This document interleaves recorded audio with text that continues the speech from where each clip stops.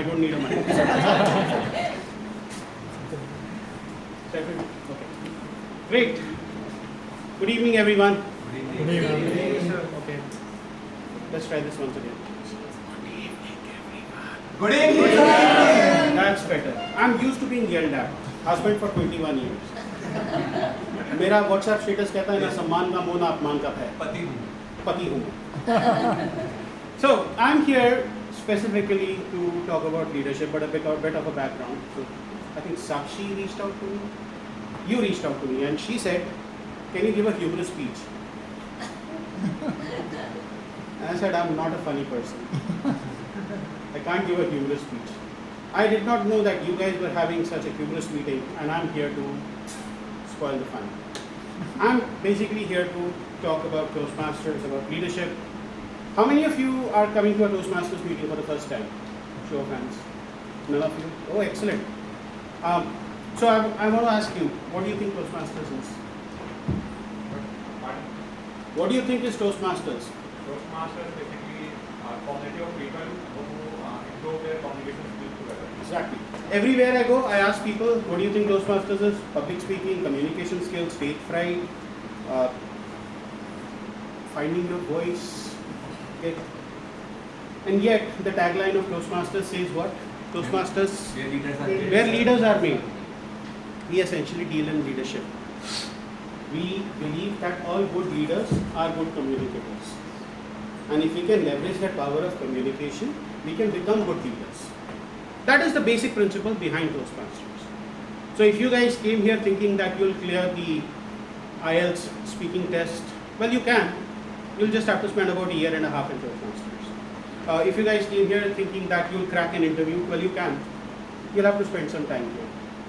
But basically, what does Toastmasters teach you? It teaches you leadership.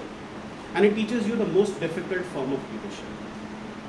Why do I say the most difficult form of leadership? Assume that Mr. Mimicry Artist, what's your name?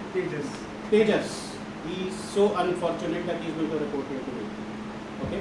And I tell Tejas, Sunday, office. Do you think he has a choice to say no?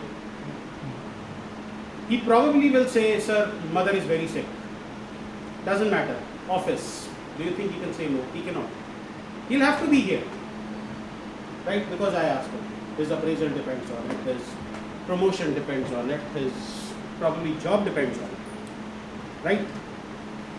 Now consider Sakshi here. She says, sir, Sunday we have a meeting. Can you come? I have every right to say no.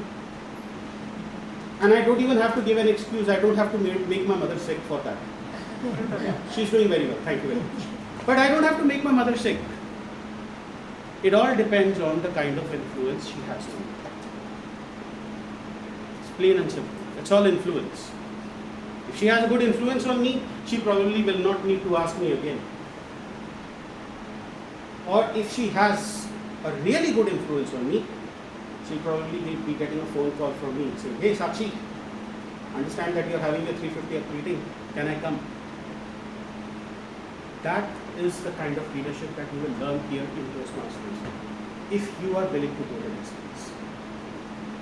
It doesn't come easily. Sushant here has been an area director. He can tell you it's not easy calling up a club president and asking them where are they with their club goals when you know the answer where they are.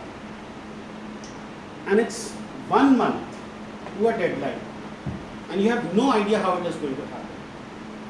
But all you have is a belief in your team and in your influence. That is the kind of leadership that you will learn here at Toastmasters. And how do you get there? You see, I always say that leadership is thankless on the worst of its days and selfless on the best of its days. And I could give you many examples, but I think the best example comes from a person who answered to the name of Dr. APJ Abdul Kalam. I'm pretty sure you've heard the story before, but I'm going to regale you with it nevertheless. 1979, we were supposed to launch the satellite launch vehicle into space. We had been researching on it since 1969, 10 years of research. 150 press contingent outside. System checks going on. All of a sudden a computer says there's a glitch. The rocket may not launch. Kalam confers with his team. His team says parameters look normal. Must be a computer glitch. We've had those before. Let's launch. And he decides to take the decision to launch. The rocket launches. Now there are stages in a rocket, okay? First stage fires, then the second stage fires, then the third stage fires, and the fourth stage puts the rocket in orbit, the satellite in orbit. The first stage goes off pretty well. Okay, the rocket is on its way to an orbit around the Earth. The second stage misfires. The rocket that was supposed to be in an orbit around Earth is now plunging all its way to the Bay of Bengal. Dr. Kalam obviously is dejected. Biggest problem is those 150 people sitting outside and the kind of questions that they are going to ask. Okay? And as he is contemplating, he feels an arm on his shoulder. It is his boss, his leader, Professor Satish Dhawan. And he says, come, let's go and face the press together. So he takes him out and he's sitting in front of the press. And Satish Dhawan goes, today I have failed. He did not say we have failed, he said today I have failed. Because he is the leader. And he has to take that responsibility. But I can also tell you one thing, said Satish Dhawan, that in the next 2 years, our team is going to put SLV-3 in orbit. He was wrong. It did not take 2 years. Less than a year later, it was the same SLV-3 that blasted off. It was the same press contingent. It was the same place, Sriharikota range. And this time, the satellite launch went off without a hitch. We entered the elite group of nations that could launch a satellite in space. And it was the same press contingent.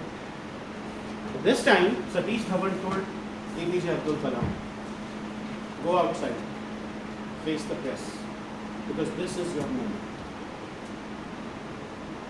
When you are in a crisis, as a leader, you look in the mirror. And when you are succeeding, you look outside the window and watch your team celebrate.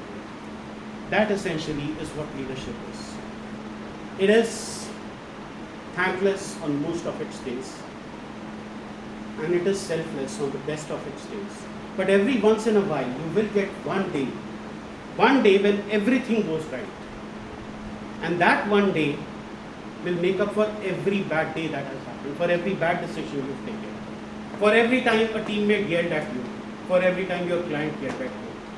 It will make up for all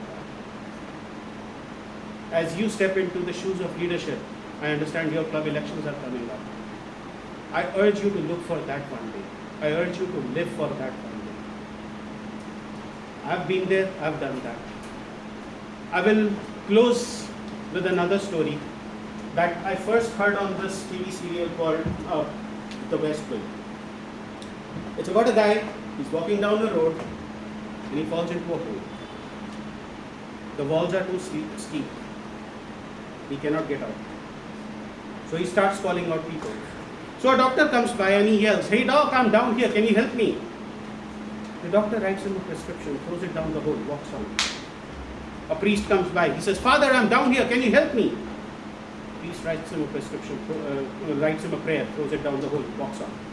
Then his friend Joe walks by and he says, Joe, I'm down here, can you help me? You know what Joe does? He jumps into the hole right next to it. Now he says, are you stupid? We are both here in this hole now. To which Joe says, I know, but I've been here before and I know the way out. What I'm trying to say is that in this group, you will find people who are Joe, and you will find yourself as that person who fell down a hole. My suggestion, reach out to them, because we've been there before and we know the way out. All the best on your journey to leadership. Thank you so much for having me here. Man.